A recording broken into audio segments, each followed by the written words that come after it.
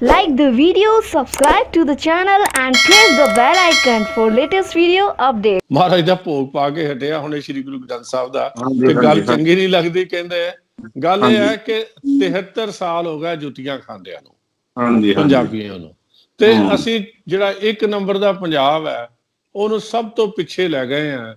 ਕੌਣ ਜ਼ਿੰਮੇਵਾਰ ਹੈ? ਹਾਂਜੀ ਹਾਂਜੀ ਕੀ ਕਾਂਗਰਸ ਜ਼ਿੰਮੇਵਾਰ ਨਹੀਂ? ਕੀ ਅਕਾਲੀ ਦਲ ਜ਼ਿੰਮੇਵਾਰ ਨਹੀਂ? ਕਿੰਦੇ ਮਤੇ ਬਣਾਏ, ਕੀ ਕੀਤਾ? ਜਦੋਂ ਤੁਸੀਂ ਸਾਰਿਆਂ ਨੂੰ ਗੁੰਮਰਾਹ ਕਰਕੇ ਕੁਰਸੀਆਂ ਲੈ ਕੇ ਤੇ ਪਿੱਛੇ ਬਹਿ ਜਾਂਦੇ ਹੋ। ਅੱਜ ਵੀ ਇਹੀ ਹੈ ਕਿ ਸਾਨੂੰ ਅਸੀਂ ਫੁੱਟ ਨਾ ਪਾਈਏ, ਇਹਨੂੰ ਪਿਆਰ ਦਾ ਜਿਹੜਾ, ਕਿਉਂਕਿ ਸਾਡਾ ਪੰਜਾਬ ਹੈ ਇਹ ਤਾਂ ਪਿਆਰ ਦਾ ਦਰਿਆ ਹੋਣਾ ਚਾਹੀਦਾ।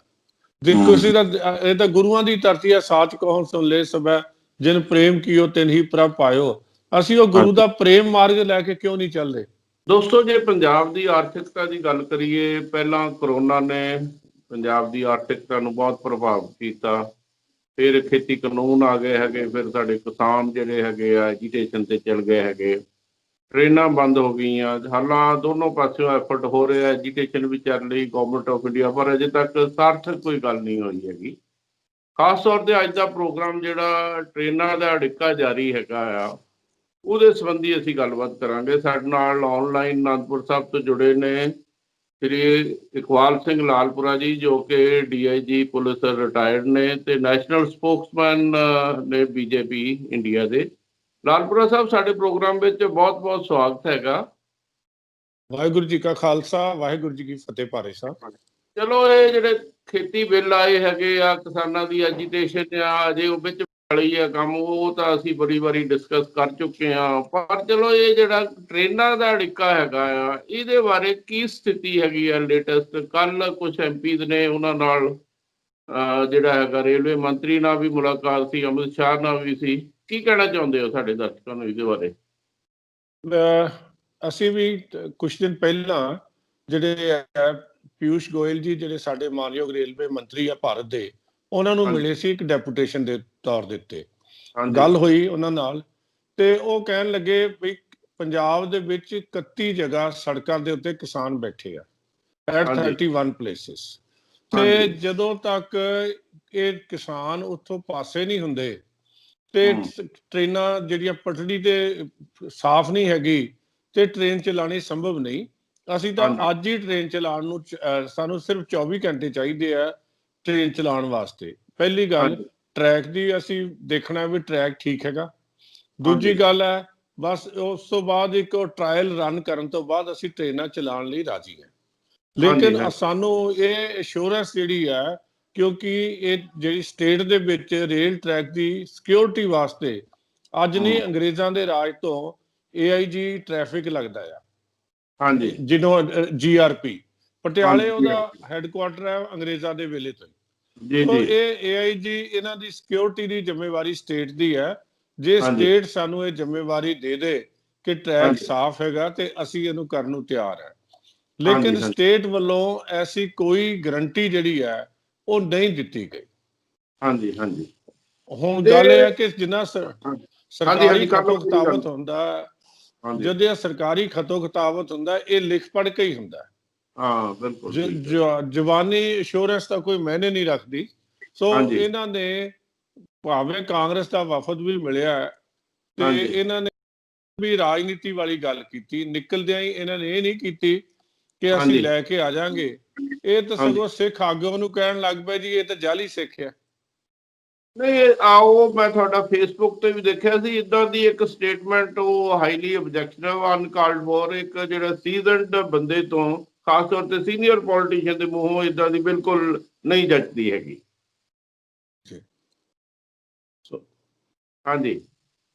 ਗੱਲ ਉੱਥੇ ਹੀ ਹੈ ਜੀ ਭਾਰੇ ਸਾਹਿਬ, ਰੁਕੀ ਹੋਈ ਹੈ ਵੀ ਟ੍ਰੇਨਾਂ ਜਿਹੜੀ ਹੈ ਨਾ, ਰੇਲ ਟਰੈਕ ਖਾਲੀ ਹੋਵੇ ਤੇ ਉਸ ਤੋਂ ਬਾਅਦ ਜਿਹੜੀਆਂ ਇਹ ਟ੍ਰੇਨਸ ਚੱਲ ਪੈਣਗੀਆਂ। ਫਿਰ ਦੂਜੀ ਗੱਲ ਹੈ ਵੀ ਇਹ ਟ੍ਰੇਨਸ ਕਿਹੜੀਆਂ ਚੱਲਣ ਦੇਣੀਆਂ, ਕਿਹੜੀਆਂ ਨਹੀਂ ਚੱਲਣ ਦੇਣੀਆਂ, ਇਹ ਵੀ ਸ਼ਰਤਾਂ ਕਦੇ ਕੋਈ ਜਿਹੜੀਆਂ ਨਾ ਮਨਜ਼ੂਰ ਨਹੀਂ ਹੁੰਦੀਆਂ। ਟਰੈਕ ਚੱਲਣ ਦਿਓ। ਲੋਕਾਂ ਨੂੰ ਕਿਉਂ ਰੋਕਿਆ ਹੋਇਆ ਤੁਸੀਂ? ਲੋਕਾਂ ਨੂੰ ਜਰਗਾ ਮਾਲ ਕੀਤਾ, ਲੋਕਾਂ ਨੂੰ ਜਿਹੜੀ ਆ ਉਹਨਾਂ ਨੂੰ ਵਿਚਾਰਿਆਂ ਨੂੰ ਫਸਾ ਕੇ ਬੈਠੇ ਹੋਏ ਹੋ। ਅਸੀਂ ਚਾਹੁੰਦੇ ਤਾਂ ਪੰਜਾਬ ਦੀ ਭਲਾਈ ਹੈ ਤੇ ਹਾਂਜੀ, ਪੰਜਾਬ ਦੀ ਬੁਰਾਈ ਵਾਲੇ ਦਾ ਅਸੀਂ ਵਿੱਚ ਉਹ ਨਾ ਬਣੀਏ, ਅਸੀਂ ਅੜਿੱਕਾ ਸਾਹਿਬ ਬਣ ਜਾਏਗਾ। ਇਹ ਹਾਂਜੀ, ਦਿੱਕਤ ਆ। ਹੁਣ ਸਾਡੀ ਇੱਕ ਐਜੀਟੇਸ਼ਨ ਹੈ, ਪੰਜਾਬ ਨੇ ਪਿਛਲੇ 70 ਸਾਲਾਂ 'ਚ ਕੇਵਲ ਹਾਂਜੀ, ਐਜੀਟੇਸ਼ਨਾਂ ਦੇਖੀਆਂ ਤੇ ਹਾਂਜੀ, ਪ੍ਰਾਪਤੀ ਕਦੇ ਨਹੀਂ ਵੇਖੀ। ਹਾਂਜੀ, ਹਾਂਜੀ। ਐਜੀਟੇਸ਼ਨ ਜ਼ਰੂਰ ਦੇਖੀਆਂ। ਇਹਦੇ ਲਈ ਕੀ ਕਾਰਨ ਹੈ? ਇਹ ਜਿਹੜੇ ਐਜੀਟੇਟਰ ਭਰਾ ਨੇ, ਇਹਨਾਂ ਨੂੰ ਵੀ ਵਿਚਾਰਨਾ ਚਾਹੀਦਾ। ਇੱਕ ਜਿਹੜਾ ਮੇਨ ਕਾਜ਼ ਹੈ ਐਜੀਟੇਸ਼ਨ ਦਾ, ਦੇਖੋ ਸਰਕਾਰ ਨੇ ਕਾਨੂੰਨ ਬਣਾਤੇ, ਸਰਕਾਰ ਕਹਿੰਦੀ ਇਹਨਾਂ ਦੇ ਵੈਲਫੇਅਰ ਲਈ ਆ, ਕਿਸਾਨ ਕਹਿੰਦੇ ਸਾਡੇ ਵੈਲਫੇਅਰ ਲਈ। ਉਹ ਗੈਪ ਕਿੱਥੇ ਕਿਹੜਿਆ ਹੈਗਾ? ਉਹ ਕਲੈਰੀਫਾਈ ਕਿਉਂ ਨਹੀਂ ਹੁੰਦਾ ਹੈਗਾ? ਕੀ ਪ੍ਰੋਬਲਮ ਹੈ ਉਹਦੇ ਵਿੱਚ? ਗੱਲ ਇਹ ਹੈ ਜੀ, ਮੈਂ ਤਿੰਨ ਗੱਲਾਂ। ਪਹਿਲੀ ਗੱਲ ਤਾਂ ਹੈ ਕਿ ਅਸੀਂ ਆਪ ਕਿਸਾਨ ਹੈ। ਦੂਜੀ ਹਾਂਜੀ, ਗੱਲ ਹੈ ਅਸੀਂ ਘਾਟੇ ਦੀ ਖੇਤੀ ਕਰਦੇ, ਘਾਟੇ ਦੀ ਖੇਤੀ। ਮੈਂ ਇਹ ਨਹੀਂ ਕਹਿ ਰਿਹਾ ਅੱਛਾ ਕਿ ਜੀ, ਮੈਂ ਬੜੀ ਕਮਾਈ ਕਰ ਰਿਹਾ। ਮੇਰੀ ਕਮਾਈ ਜਿਹੜੀ ਹੈ ਨਾ, ਘਾਟੇ ਦੀ ਖੇਤੀ ਕਰਦਾ। ਹਾਂਜੀ, ਹਾਂਜੀ, ਔਰ ਹਾਂਜੀ, ਬੜੇ ਵੱਡੇ ਘਾਟੇ ਦੀ। ਲੇਕਿਨ ਹਾਂਜੀ, ਇਹ ਹੈ ਜਿਹੜਾ ਸਾਡਾ ਜਿਹਦਾ ਕਸੂਰ ਹੈ, ਜੇ ਮੈਂ ਸੋਚਾਂ ਨਾ, ਤੇ ਉਹਦੇ ਚੋਂ 90% ਮੇਰਾ ਆਪਣਾ ਕਸੂਰ ਹੈ। ਅੱਛਾ ਜੀ, ਕਾਰਨ ਕੀ ਹੈ? ਜ਼ਮੀਨ ਮੈਂ ਬਾਗ ਲਾ ਲਿਆ ਬੜਾ ਹਾਂਜੀ, ਵੱਡਾ, ਤੇ ਹਾਂਜੀ, ਉਦੋਂ ਸੋਚੀ ਸੀ ਵੀ ਇਹਦੀ ਇੰਨੀ ਵੱਡੀ ਕਮਾਈ ਹੋ ਜਾਣੀ ਹੈ, ਇਹ ਹੋ ਜਾਣੀ ਹੈ। ਲੇਕਿਨ ਅੱਛਾ, ਹਾਲਤ ਇਹ ਮੈਂ ਵੇਚ ਮੈਂ ਸਕਦਾ ਨਹੀਂ, ਅੱਛਾ, ਅੱਛਾ, ਕਿਉਂਕਿ ਮੇਰੇ ਹਾਂਜੀ, ਕੋਲ ਨਾ ਮੈਂ ਆਪ ਇਸ ਕੰਮ ਵਾਲਾ ਹੈਗਾ, ਤੇ ਹਾਂ, ਲੋਕਾਂ ਤੇ ਹੁਣ ਠੇਕੇਦਾਰਾਂ ਦੇ ਡਿਪੈਂਡੈਂਟ ਹੈਗਾ। ਠੇਕੇਦਾਰ 5-7 ਇਕੱਠੇ ਹੋ ਕੇ ਆ ਜਾਂਦੇ ਆ, ਤੇ ਉਹ ਹਾਂ, ਸਾਡਾ ਮੂਰਖ ਬਣਾਉਣ ਦੀ ਕੋਸ਼ਿਸ਼ ਕਰਦੇ ਆ। ਜਿਹੜੀ 20 ਲੱਖ ਦੀ ਚੀਜ਼ ਹੈ, ਉਹਦੀ ਹੂੰ, ਮੇਰੇ ਕੋਲ 5 ਲੱਖ ਦੀ ਲੈਣੀ ਹੁੰਦੀ ਆ। ਤੇ ਜੇ ਮੈਂ ਇੰਨਾ ਸਿਆਣਾ ਹੋਵਾਂ, ਮੈਂ ਮੰਡੀਕਰਨ ਆਪ ਜਾਣਦਾ ਕਰਦਾ ਹੋਵਾਂ, ਤੇ ਮੈਂ ਹਾਂ, 20 ਦੇ 25 ਲੱਖ ਵੀ ਕਮਾ ਸਕਦਾ। ਹਾਂਜੀ, ਇਹ ਹਾਂਜੀ, ਮੇਰੀ ਕਮਜ਼ੋਰੀ ਹੈ। ਇਸੇ ਤਰ੍ਹਾਂ ਹਾਂਜੀ, ਹੀ ਮੇਰੇ ਸਾਰੇ ਕਿਸਾਨ ਭਰਾ ਹੈਗੇ ਆ। ਹੂੰ, ਅਸੀਂ ਜਿਹੜੀ ਹੈ ਨਾ, ਅਸੀਂ ਚੀਜ਼ ਲਵਾ ਤਾਂ ਲੈਂਦੇ ਆ, ਉਗਾ ਹੂੰ, ਤਾਂ ਲੈਂਦੇ ਆ, ਲੇਕਿਨ ਵੇਚ ਨਹੀਂ ਸਕਦੇ। ਹਾਂਜੀ, ਵੇਚਣ ਹਾਂਜੀ, ਵੇਲੇ ਸਾਨੂੰ ਸ਼ਰਮ ਪੈ ਜਾਂਦੀ ਹੈ ਵੀ ਇਹ ਮੈਂ ਕੀ ਲੋਕਾਂ ਨੂੰ ਚੰਗਾ ਲੱਗਾਗਾ? ਮੈਂ ਕਣਕ ਹੂੰ, ਵੇਚਦਾ ਸੜਕ ਤੇ ਖੜਾ ਹੋ ਕੇ, ਜਾਂ ਉੱਥੇ ਜਾ ਕੇ ਆੜਤ। ਇਹ ਚੀਜ਼ ਮੇਰਾ ਸਾਡੀ ਇੱਕ ਸਟੇਟਸ ਤਾਂ ਕਿੱਥੇ ਵੱਡੀ ਹੈ। ਹੋਏਗਾ? ਲੋਕੀ ਵੀ ਮਜ਼ਾਕ ਕਰਨਗੇ।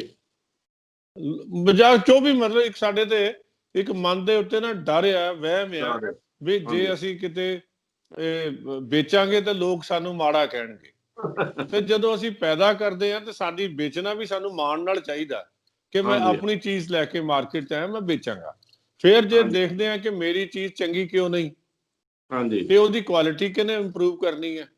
ਉਹ ਹੂੰ, ਕੁਆਲਿਟੀ ਵੀ ਸਾਨੂੰ ਇੰਪਰੂਵ ਕਰਨ ਵਾਸਤੇ ਕਿੱਥੋਂ ਸਾਡੀ ਮਦਦ ਕਰਨੀ ਚਾਹੀਦੀ ਹੈ।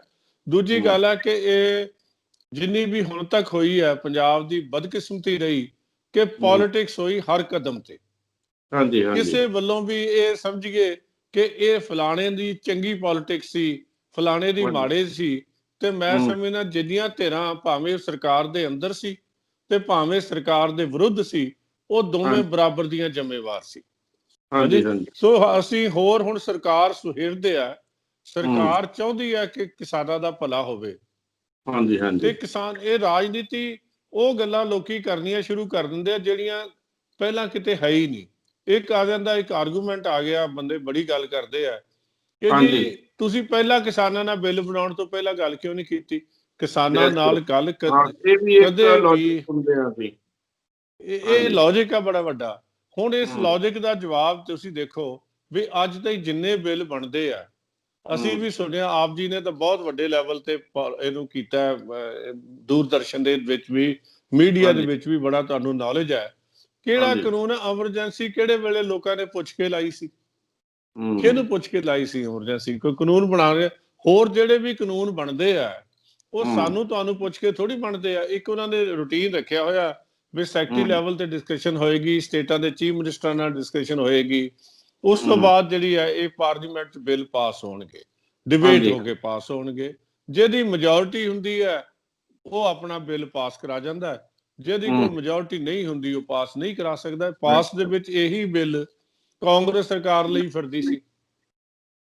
ਇੱਕ ਇਹ ਵੀ ਹਾਂਜੀ, ਲਾਲਪੁਰਾ ਦੋ ਸਾਹਿਬ ਕਨਫਿਊਜ਼ਨ ਹੈ। ਦੇਖੋ ਉਸ ਵੇਲੇ ਮੈਡਮ ਹਰਸਿਮਰਤ ਬਾਦਲ ਸੀ ਜੋ ਐਨਡੀਏ ਦਾ ਹਿੱਸਾ ਸੀ, ਤੇ ਉਧਰੋਂ ਕੈਪਟਨ ਅਮਰਿੰਦਰ ਵੀ ਸਾਈਡ ਦਾ ਹਿੱਸਾ ਸੀ। ਇਹ ਵੀ ਕਲੈਰੀਫਾਈ ਕਰ ਦਿਓ, ਇਹਨਾਂ ਦੋਨਾਂ ਦਾ ਕੀ ਰੋਲ ਸੀ?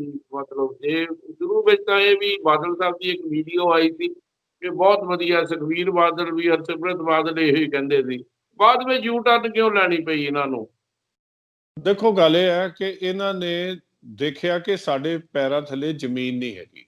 ਜਦੋਂ ਇਹ ਜਿਹੜਾ ਤੁਹਾਡਾ ਸੈਕਟਰੀ ਹੈਗਾ ਐਗਰੀਕਲਚਰ, ਉਹ ਉੱਥੇ ਜਾ ਕੇ ਆਇਆ, ਉਸ ਤੋਂ ਬਾਅਦ ਮਨਪ੍ਰੀਤ ਜੀ ਜਿਹੜੇ ਆ ਬਾਦਲ ਸਾਹਿਬ ਜਿਹੜੇ ਸਾਡੇ ਮਾਨਯੋਗ ਫਾਈਨਾਂਸ ਮਿਨਿਸਟਰ ਆ ਉਹ ਜਾ ਕੇ ਆਏ, ਮੁੱਖ ਮੰਤਰੀ ਸਾਹਿਬ ਵੀ ਉੱਥੇ ਜਾ ਕੇ ਆਏ।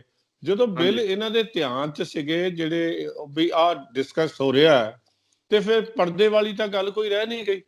ਉਸ ਤੋਂ ਬਾਅਦ ਜਦੋਂ ਜਿਹੜੀ ਕੈਬਨਿਟ ਹੁੰਦੀ ਹੈ, ਇਹ ਸਾਂਝੀ ਜ਼ਿੰਮੇਵਾਰੀ ਹੁੰਦੀ ਹੈ। ਮੈਡਮ ਹਰਸਿਮਰਤ ਕੌਰ ਬਾਦਲ ਉਹਦਾ ਹਿੱਸਾ ਸੀ।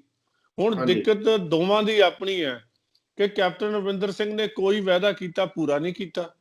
ਭਾਵੇਂ ਉਹ ਹੱਥ 'ਚ ਗੁਟਕਾ ਲੈ ਕੇ ਹੀ ਕੀਤਾ ਹੋਵੇ, ਤੇ ਭਾਵੇਂ ਲੋਕਾਂ ਨੂੰ ਉਂਝ ਕੀਤਾ ਜਾਵੇ, ਨਾ ਨੌਕਰੀਆਂ ਦਿੱਤੀਆਂ, ਨਾ ਮਾਈਨਿੰਗ ਬੰਦ ਹੋਈ, ਨਾ ਨਸ਼ੇ ਬੰਦ ਹੋਏ, ਕੋਈ ਕੰਮ ਨਹੀਂ ਹੋਇਆ। ਤੇ ਉਹ ਹੁਣ ਆਪਣੀ ਜ਼ਮੀਨ ਤਲਾਸ਼ਦੇ ਫਿਰਦੇ ਆ। ਤੇ ਇਹਨਾਂ ਨੇ ਸ੍ਰੀ ਗੁਰੂ ਗ੍ਰੰਥ ਸਾਹਿਬ ਦੀ ਬੇਅਦਬੀ, ਗੁਰੂ ਗ੍ਰੰਥ ਸਾਹਿਬ ਦਾ ਜਿਹੜਾ ਉੱਥੋਂ ਲਾਪਤਾ ਹੋ ਜਾਣਾ, ਮੈਂ ਸਮਝਦਾ ਗੁਰੂ ਗ੍ਰੰਥ ਸਾਹਿਬ ਵਾਸਤੇ ਤਾਂ ਕੋਈ ਐਸੇ ਸ਼ਬਦ ਇਸਤੇਮਾਲ ਨਹੀਂ ਕਰਨੇ ਚਾਹੀਦੇ ਕਿਸੇ ਸਿੱਖ ਦੇ ਮੂੰਹ ਚੋਂ ਵੀ। ਜੇ ਮੈਂ ਵੀ ਕਹਾਂ, ਕੀ ਕਹਾਂ ਵੀ 328 ਸਰੂਪ ਜਿਹੜੇ ਆ ਜਾਂ 364 ਸਰੂਪ ਗਏ ਕਿੱਥੇ? ਹਾਂਜੀ, ਇਹ ਹਰ ਇੱਕ ਦਾ ਉਹ ਹੁਣ ਸਿੱਖ ਉਹਦਾ ਸਵਾਲ ਪੁੱਛਦੇ ਆ, ਤੇ ਇਹਨਾਂ ਕੋਲ ਥਾਂ ਕੋਈ ਨਹੀਂ। ਤੇ ਇਹ ਫਿਰ ਹੁਣ ਇਹੋ ਹੀ ਆ ਵੀ ਇੱਕ ਨਵੀਂ ਜਿਹੜੀ ਹੈ ਨਾ ਐਜੀਟੇਸ਼ਨ ਸ਼ੁਰੂ ਕਰ ਦਈਏ, ਤੇ ਲੋਕੀ ਸਾਡੀਆਂ ਪੁਰਾਣੀਆਂ ਗੱਲਾਂ। ਇਹ ਇੱਕ ਇਹਨਾਂ ਦੀ ਬੜੀ ਵੱਡੀ ਜਿਹੜੀ ਹੈ ਨਾ, ਇਹਨਾਂ ਦੀ ਆਪਣੀ ਕਮਜ਼ੋਰੀ ਆ, ਤਰਾਸਦੀ ਆ, ਜਿਹੜਾ ਇਹ ਨਹੀਂ ਕਰ ਸਕੇ। ਤੇ ਇਹ ਹੁਣ ਉਹਨਾਂ ਨੂੰ ਵਿਚਾਰੇ ਕਿਸਾਨਾਂ ਨੂੰ ਅਸੀਂ ਸਮਝਦੇ, ਸਾਨੂੰ ਉਹਨਾਂ ਨਾਲ ਪਿਆਰ ਹੈ, ਸਤਿਕਾਰ ਹੈ, ਅਸੀਂ ਆਪ ਕਿਸਾਨ ਹੈ, ਕਿਸਾਨ ਸਾਡੇ ਭਾਈ ਹੈ। ਹਾਂਜੀ, ਅਸੀਂ ਕਿਸਾਨ ਵਿਰੋਧੀ ਕਿਵੇਂ ਹੋ ਸਕਦੇ? ਹਾਂਜੀ ਹਾਂਜੀ, ਸੋ ਇਹ ਇਸ਼ੂ ਹੈ। ਹਾਂਜੀ ਹਾਂਜੀ, ਕਰ ਲਓ ਗੱਲ ਪੂਰੀ। ਹਾਂਜੀ, ਤੇ ਦੇਖੋ ਸਾਡੇ ਜਿਹੜੇ ਐਗਰੀਕਲਚਰ ਮਿਨਿਸਟਰ ਹੈ ਉਹ ਗੱਲ ਕਰਨ ਨੂੰ ਤਿਆਰ ਹੈ, ਜਿਹੜੇ ਸਾਡੇ ਦੂਜੇ ਮੰਤਰੀ ਹੈ, ਰੇਲਵੇ ਮਿਨਿਸਟਰ ਹੈ, ਉਹ ਗੱਲ ਕਰਨ ਨੂੰ ਤਿਆਰ ਆ। ਹੁਣ ਗੱਲ ਤਾਂ ਬਰਾਬਰੀ ਤੇ ਹੁੰਦੀ ਹੈ। ਹਾਂਜੀ ਹਾਂਜੀ ਹਾਂਜੀ ਹਾਂਜੀ, ਗੱਲ ਤਾਂ ਜੇ ਅਸੀਂ ਇਹ ਸੋਚੀਏ ਕਿ ਇੱਕ ਦੂਜੇ ਨੂੰ ਨੀਵਾਂ ਕਰਕੇ ਥੱਲੇ ਲਾ ਕੇ ਗੱਲ ਕਰਨੀ ਹੈ, ਤੇ ਫਿਰ ਤਾਂ ਉਹ ਨਾ ਗੱਲ ਹੋਈ, ਨਾ ਪਿਆਰ ਹੋਇਆ, ਨਾ ਦੋਸਤੀ ਰਹੀ। ਹਾਂਜੀ, ਸੋ ਸਰਕਾਰ ਜਿਹੜੀ ਹੈ ਹਰ ਤਰੀਕੇ ਨਾਲ ਗੱਲ ਕਰਨ ਲਈ ਤਿਆਰ ਹੈ। ਇਹਨਾਂ ਨੂੰ ਅਸੀਂ, ਕਿਸਾਨ ਸਾਡੇ ਭਰਾ ਆ, ਅਸੀਂ ਸਤਿਕਾਰ ਕਰਦੇ ਹਾਂ। ਜਿਹੜੀ ਹੈ ਨਾ, ਇਹ ਹੁਣ ਜਿਹੜੇ ਲੋਕੀ ਆ ਕੋਈ ਨਾ ਕੋਈ ਨਵੀਂ ਗੱਲ ਕਰਕੇ ਉਹਨਾਂ ਨੂੰ ਜਿਹੜੇ ਬਹਿਕਾ ਦਿੰਦੇ ਆ।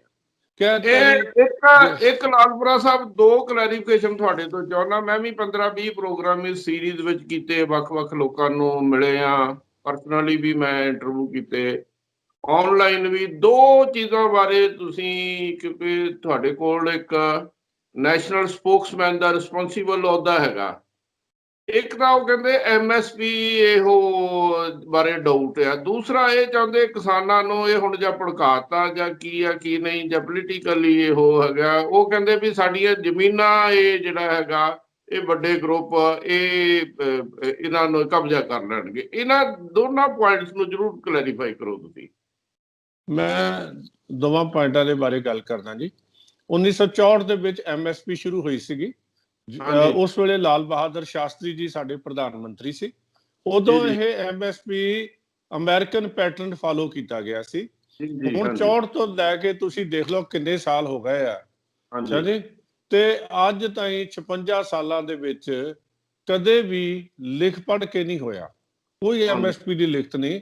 ਲੇਕਿਨ ਹਰ 6 ਮਹੀਨੇ ਤੋਂ ਬਾਅਦ ਇਹ ਜਿਹੜੀ ਹੈ ਜਿਹੜੀ ਫਸਲ ਦੀ ਕੀਮਤ ਵੱਧਦੀ ਹੈ, ਭਾਵੇਂ ਹਾੜੀ, ਤੇ ਉਸ ਤੋਂ ਪਹਿਲਾਂ ਕੀਮਤ ਸਰਕਾਰ ਨੇ ਮੁਕਰਰ ਕਰ ਦੇਣੀ। ਕਣਕ ਦੀ ਹੁਣ ਮੁਕਰਰ ਕਰਤੀ।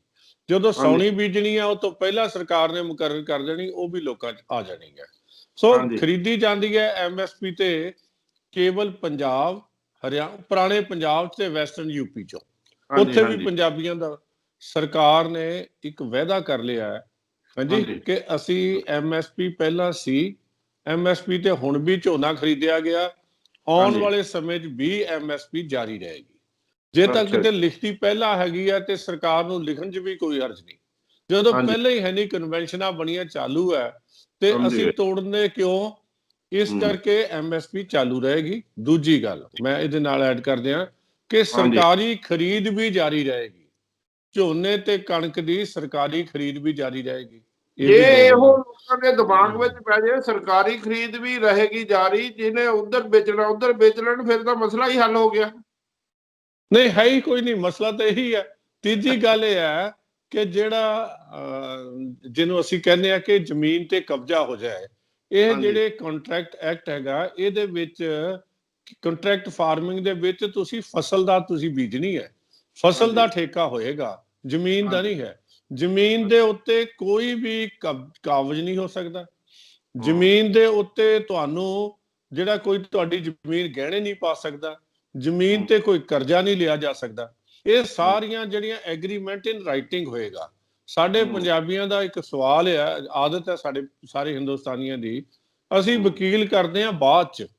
ਹਾਂਜੀ, ਜਦੋਂ ਪੰਗਾ ਪੈ ਜਾਏ, ਹੁਣ ਵੀ ਜ਼ਮੀਨਾਂ ਅਸੀਂ ਠੇਕੇ ਤੇ ਦਿੰਦੇ ਆ, ਤੇ ਉਹ ਜਦੋਂ ਬਾਅਦ ਚ ਹੁੰਦਾ ਆ, ਫਿਰ ਉਹ ਗੱਲ ਕੁਛ ਵੀ ਨਹੀਂ ਹੁੰਦੀ। ਰਿਕਸ਼ੇ ਤੇ ਬਹਿ ਜੀਦਾ ਤੇ ਕਹਿੰਦਾ ਲੈ ਚੱਲ, ਹਾਂਜੀ, ਉਹ ਕਹਿੰਦਾ ਕਿੰਨੇ ਪੈਸੇ, ਕਹਿੰਦਾ ਜੋ ਦੇਣਾ ਦੇ ਦੇ। ਅੱਗੇ ਜਾ ਕੇ ਉਹ ਝਗੜਾ ਪਾ ਕੇ ਬਹਿ ਜਾਂਦਾ, ਮੈਂ ਤਾਂ 50 ਲੈਣੇ, ਤੁਸੀਂ ਕਹਿੰਦੇ ਮੈਂ 5 ਦੇਣੇ। ਗੱਲ ਆਪਾਂ ਪਹਿਲਾਂ ਕੀਤੀ ਦੀ ਹੁੰਦੀ। ਸੋ ਇਹੋ ਹੀ ਹਾਲ ਹੋਣਾ ਹੈ ਕਿ ਅਸੀਂ ਜੇ ਕਿਸੇ ਨੂੰ ਕੰਟਰੈਕਟ ਤੇ ਦਵਾਂਗੇ ਫਾਰਮਿੰਗ, ਕੋਈ ਵੀ, ਇਹ ਨਹੀਂ ਲਿਖਿਆ ਹੋਇਆ ਉੱਥੇ ਸ਼ਬਦ ਵੀ ਕਾਰਪੋਰੇਟ ਨੂੰ ਦੇਣਾ। ਕਾਰਪੋਰੇਟ ਨਾਂ ਦੀ ਤਾਂ ਲਫ਼ਜ਼ ਹੀ ਹੈ ਨਹੀਂ ਉਹਦੇ ਚ। ਇਹ ਤਾਂ ਜੇ ਤੁਸੀਂ ਇੱਕ ਦੂਜੇ ਨੂੰ, ਮੈਂ ਆਪ ਜੀ ਨੂੰ ਜ਼ਮੀਨ ਠੇਕੇ ਤੇ ਦੇਣੀ ਹੈ ਜਾਂ ਲੈਣੀ ਹੈ, ਤੇ ਸਾਡੇ ਦੋਵਾਂ ਦੇ ਵਿੱਚ ਇੱਕ ਕੰਟਰੈਕਟ ਹੋਏਗਾ, ਹਾਂਜੀ, ਤੇ ਜਿਹਦੇ ਚ ਇਹ ਹੈ ਕਿ ਤੁਹਾਡੀ ਜ਼ਮੀਨ ਜਾਂ ਮੇਰੀ ਜ਼ਮੀਨ ਤੇ ਤੁਸੀਂ ਕਾਬਜ਼ ਨਹੀਂ ਹੋ ਸਕਦੇ, ਤੁਹਾਡੀ ਤੇ ਮੈਂ ਨਹੀਂ ਹੋ ਸਕਦਾ, ਹਾਂਜੀ। ਸੋ ਉਹ ਜਿਹੜਾ ਫੈਸਲਾ ਆ, ਜੇ ਸਾਡਾ ਝਗੜਾ ਪੈ ਜਾਏ ਤੇ 1 ਮਹੀਨੇ ਦੇ ਅੰਦਰ ਅੰਦਰ ਐਸਡੀਐਮ ਨੇ ਹੱਲ ਕਰਨਾ ਹੁੰਦਾ, ਦਿੱਤੀ ਹੈ ਉਹਨੂੰ ਡਿਟੇਲ ਵੀ, ਇਹਦੇ ਮੁਤਾਬਕ ਕਰਨਾ। ਨਹੀਂ ਕਰਨਾ ਤੇ ਅਦਾਲਤਾਂ ਤਾਂ ਖੁੱਲੀਆਂ, ਸਿਵਲ ਦੀਆਂ ਅਦਾਲਤਾਂ ਨੇ, ਹਾਂਜੀ। ਜੇ ਤੁਸੀਂ ਅੱਜ ਕੇਸ ਕਰਦੇ ਹੋ ਤੇ ਮੇਰੇ ਖਿਆਲ 50 ਸਾਲ ਲੱਗ ਜਾਂਦੇ ਆ ਤੇ ਫੈਸਲਾ ਕਿਤੇ ਹੁੰਦਾ ਨਹੀਂ। ਸੋ ਉਹ ਇੱਕ ਬੈਟਰ ਵੇ ਦੱਸਿਆ ਉਹਨਾਂ ਨੇ ਕਿ ਜੇ ਤਾਂ ਕਿਸਾਨ ਗਲਤ ਹੋਵੇ ਫਿਰ ਉਹਨੂੰ ਕੋਈ ਜੁਰਮਾਨਾ ਨਹੀਂ, ਤੇ ਜਿਹਨੇ ਠੇਕੇ ਤੇ ਲਈ ਹੋਵੇ ਜੇ ਉਹ ਗਲਤ ਹੋਵੇ ਤੇ ਉਹਨੂੰ 1.5 ਪੈਸੇ ਦੇਣੇ ਪੈਣਗੇ।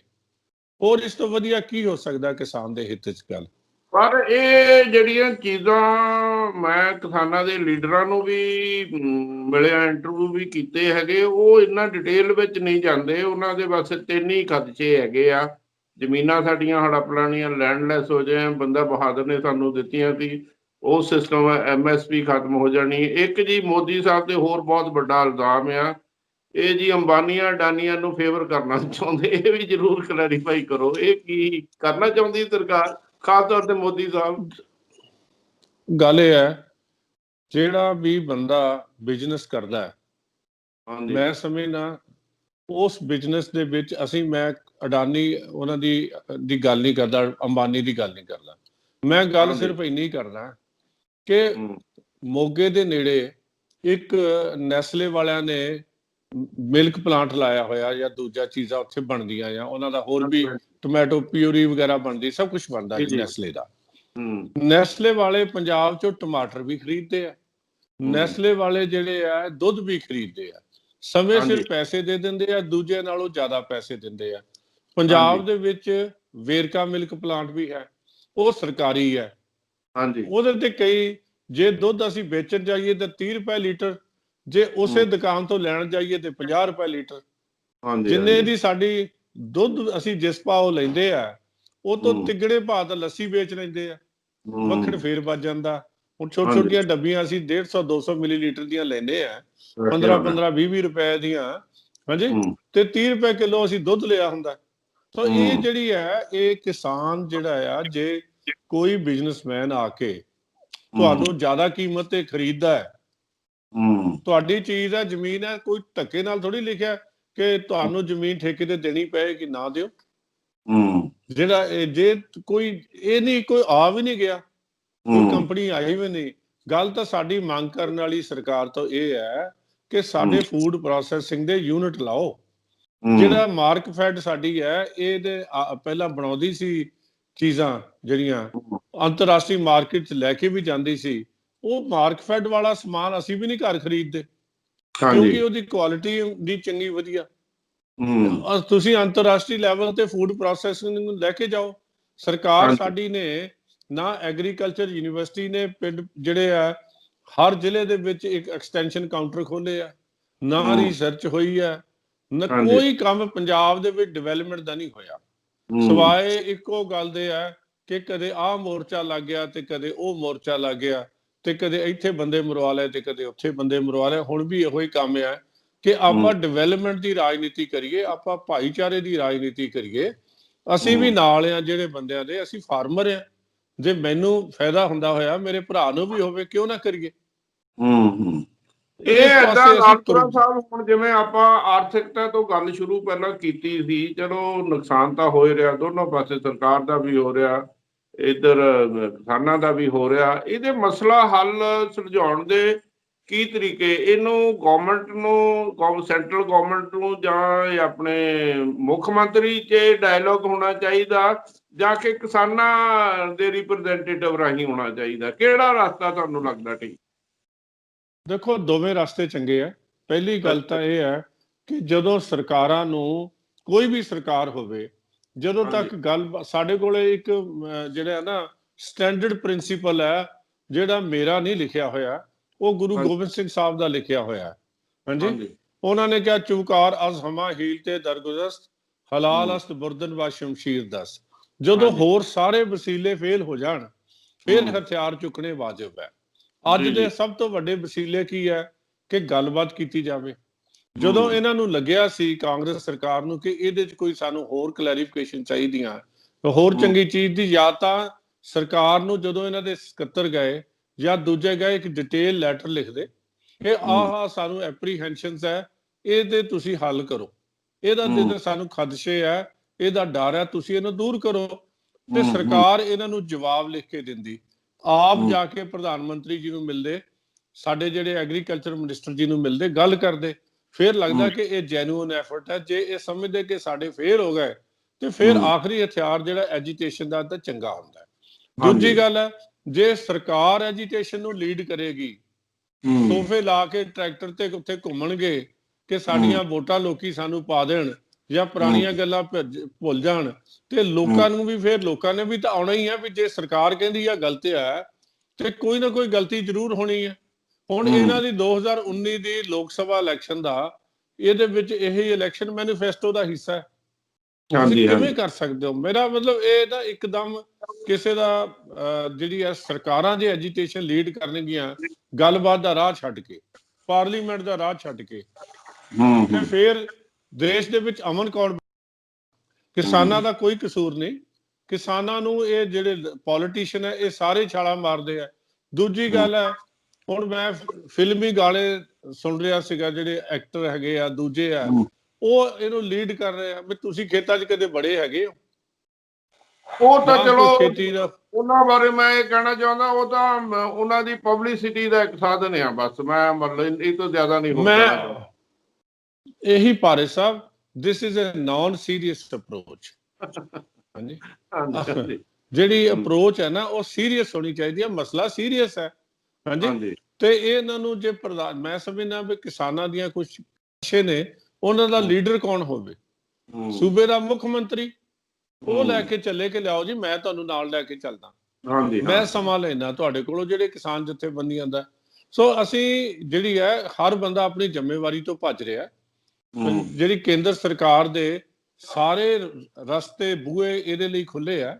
ਅਸੀਂ ਵੀ ਜਿਹੜੀ ਹੈ ਇਹਦੇ ਲਈ ਤਿਆਰ ਹੈ ਨਾਲ ਲੈ ਕੇ ਜਾਣ ਨੂੰ, ਤੇ ਇਹ ਗੱਲ ਹੋਣੀ ਚਾਹੀਦੀ ਹੈ। ਕਿਸਾਨ ਭਰਾਵਾਂ ਦਾ ਨੁਕਸਾਨ ਨਹੀਂ ਹੋਣਾ ਚਾਹੀਦਾ। ਮੰਨ ਲਓ ਜੇ ਕਈ ਵਾਰੀ ਉਹ ਏਦਾਂ ਦਾ ਮਾਹੌਲ ਬਣਿਆ, ਉਹ ਅਕਾਲੀ ਦਲ ਚਾਹੇ ਕਾਂਗਰਸ ਤੇ ਵੀ ਕਿਸਾਨ ਲੀਡਰ ਟਰਸਟ ਨਹੀਂ ਕਰਨਾ ਚਾਹੁੰਦੇ, ਇੱਕ ਕੋਈ ਬਫਰ ਕਮੇਟੀ ਬਣ ਜਾਵੇ, ਜਿਵੇਂ 4-5 ਕਿਸਾਨ ਲੀਡਰਾਂ ਦੀ ਹੋ ਜਾਵੇ, ਇੱਕ ਦਾ ਸਰਕਾਰ ਦਾ ਰਿਪਰੈਜ਼ੈਂਟੇਟਿਵ ਹੋ ਜਾਵੇ, ਤੁਹਾਡੇ ਵਰਗੇ 5-7 ਸੱਜਣ ਗਵਰਨਮੈਂਟ ਆਫ ਇੰਡੀਆ ਦੀ ਤਰਫੋਂ, ਉਹ ਪਹਿਲਾਂ ਆਪਣੇ ਬਰੋਡਰ ਇਸ਼ੂਜ਼ ਕਰਕੇ ਸੁਲਝਾ ਕੇ ਫਿਰ ਉਹ ਇੱਕ ਫਾਈਨਲ ਮੀਟਿੰਗ ਹੋ ਜਾਵੇ। ਇਦਾਂ ਦਾ ਸਟੈਪ ਨਹੀਂ ਤੁਸੀਂ ਕਹਿੰਦੇ ਵਾਜਬ? ਮੈਂ ਨਹੀਂ, ਇਹ ਬਿਲਕੁਲ ਭਾਰੇ ਸਾਹਿਬ ਤੁਹਾਡਾ ਬਿਲਕੁਲ ਸਹੀ ਸੁਝਾਅ ਹੈਗਾ। ਮੈਂ ਇਹ ਗੱਲ ਜਿਹੜੇ ਹੈ ਨਾ, ਅਸੀਂ ਕਿਸਾਨ ਵੀਰਾਂ ਨਾਲ ਕਰਾਂਗੇ। ਹਾਂਜੀ, ਤੇ ਉਹਨਾਂ ਨਾਲ ਗੱਲ ਕਰਕੇ, ਤੇ ਅਸੀਂ ਇਹਨੂੰ ਬਹਿ ਕੇ ਸਾਰੇ ਧਿਰਾਂ ਇਕੱਠੀਆਂ ਹੋ ਕੇ ਬੈਠੋ, ਬਜਾਏ ਕਿ ਇੱਕ ਜ਼ੋਨ ਬਣ ਜਾਵੇ। ਉਹਨਾਂ ਦੀ ਵੀ ਗੱਲ ਸੁਣ ਲਓ, ਆਪਣੀ ਵੀ ਕਹਿ ਕੇ, ਜਿਨ੍ਹਾਂ ਤੇ ਕੰਸੈਂਸਸ ਹੋਵੇ ਉਹਦੇ ਤੇ ਅੱਗੇ ਵੱਧ ਜਾਓ ਤੁਸੀਂ। ਬਿਲਕੁਲ ਸਹੀ ਗੱਲ, ਬਿਲਕੁਲ ਸਹੀ, ਬਿਲਕੁਲ ਸਹੀ ਗੱਲ ਤੁਹਾਡੀ, ਬਿਲਕੁਲ ਸਹੀ ਸੁਝਾਅ ਆ। ਇਸੇ ਤਰ੍ਹਾਂ ਹੀ ਅੱਗੇ ਵਧਣਾ ਚਾਹੀਦਾ, ਤਾਂ ਕਿ ਪੰਜਾਬ ਦਾ ਅਮਨ ਸ਼ਾਂਤੀ ਵੀ ਭੰਗ ਨਾ ਹੋਵੇ, ਤੇ ਤਰੱਕੀ ਦੇ ਮਾਰਗ ਤੇ ਅਸੀਂ ਚੱਲੀਏ ਜੀ। ਇਸ ਵਾਸਤੇ ਉਦਮ ਹੋਣਾ ਚਾਹੀਦਾ। ਹੁਣ ਮੈਂ ਲਾਸਟ ਵਿੱਚ 2 ਸਵਾਲ ਤੁਹਾਨੂੰ ਪਾਰਟਿਕੂਲਰਲੀ ਕਹਿਣਾ ਚਾਹੁੰਦਾ ਹੈਗਾ। ਇਹ ਦੇਖੋ, ਹਰ ਇੱਕ ਪੋਲੀਟੀਕਲ ਪਾਰਟੀ, ਜਿਵੇਂ ਅਕਾਲੀਆਂ ਬਾਰੇ ਵੀ ਇਹ ਕਿਹਾ ਜਾਂਦਾ, ਜਦੋਂ ਇਹਨਾਂ ਨੂੰ ਫੀਲ ਹੋਇਆ ਵੀ ਸਾਡਾ ਵੋਟ ਬੈਂਕ ਸਾਡੇ ਤੋਂ ਨਿਕਲ ਜਾਣਾ, ਉਦੋਂ ਇਹਨਾਂ ਨੇ ਅਸਤੀਫਾ ਦਿੱਤਾ, ਨਾ ਕਿ ਕੋਈ ਕਿਸਾਨਾਂ ਨਾਲ ਸਿਮਤੀ। ਇਹ ਵੀ ਚਲੋ ਸਾਨੂੰ ਓਪਨ ਚੀਜ਼ਾਂ ਹੈਗੀਆਂ। ਇਹ ਲੀਡਰ ਅਜੇ ਵੀ ਪੋਲੀਟੀਕਲ ਗੇਮ ਕਰਨਗੇ। ਇਹਨਾਂ ਲੀਡਰਾਂ ਤੋਂ ਕਿਵੇਂ ਬਚਾਉਣਾ ਹੈਗਾ ਕਿਸਾਨਾਂ ਨੂੰ ਜਾਂ ਕਿਸਾਨੀ ਸੰਘਰਸ਼ ਨੂੰ? ਇਹ ਵੀ ਤੁਹਾਡੇ ਮਾਈਂਡ ਵਿੱਚ ਹੈ ਕਿ ਨਹੀਂ ਇਸ ਬਾਰੇ ਕੁਝ?